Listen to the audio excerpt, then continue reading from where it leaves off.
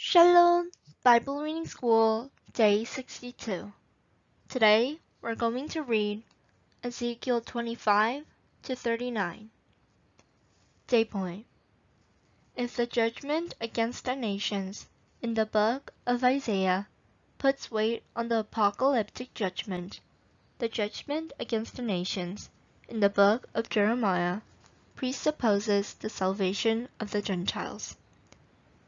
The book of Jeremiah repeatedly speaks of the cycle that begins from Egypt, a symbol of the world, to the judgment of Babylon, a symbol of the apocalyptic judgment.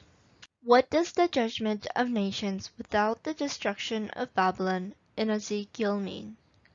This is God's revealing himself through judgment. Therefore, the restoration of Israel is also God's self-revelation through grace. First, judgment against all nations. Ezekiel 25 to 32. It is to give hope that Israelites will be saved by the covenant God made with their ancestors, even though they were punished because of their disobedience. It is also for the nations to know that Jehovah the Lord is God, by shattering their delusions that they have overtaken Israel, and that their idols have defeated Jehovah. It is like removing the self-portrait of the old self in us, who loves the world and is saturated with worldliness, secularism. Second, restoration of Israel.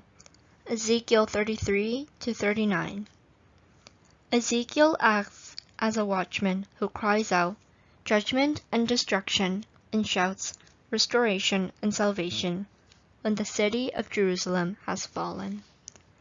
This shows the heart of God, who takes no pleasure in the death of the wicked. The new covenant gospel that Christ will accomplish gives a new spirit and a new heart to cleanse us from the idols of the heart and to make us live like God's people. This is the life of saints who were dead in sins like dry bones, but were built into a true temple through the new covenant. Today's mission.